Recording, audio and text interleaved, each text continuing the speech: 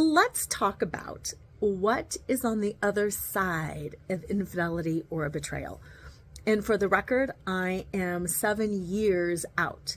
7 years out from infidelity and betrayal. And it was the most difficult journey that I ever went through, but it's also been the most rewarding because it really allowed me to become who I want to be, who I was really meant to be. It allowed me to develop a strength of character, a clear identity, and it finally was that push that I needed to actually start doing all of the things that I always wanted to do or knew I should do, but never actually did. And if you're anything like me, you might know what that's like, where you learn all of these things up here. You read all the books and you do all the programs and you're like, yes, this is it. And you do it for maybe a week or 2 weeks and then you never really stick with it.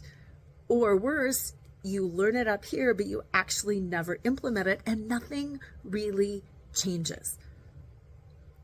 Going through infidelity and betrayal is a transformative experience because it wipes everything away and you are forced to rebuild your identity, your sense of self from the ground up.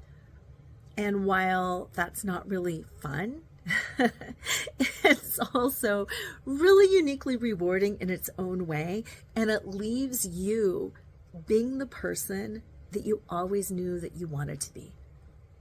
Be sure to follow me, subscribe, and if you'd like more information, go to betrayalrecoveryguide.com and download your free Betrayal Recovery Toolkit.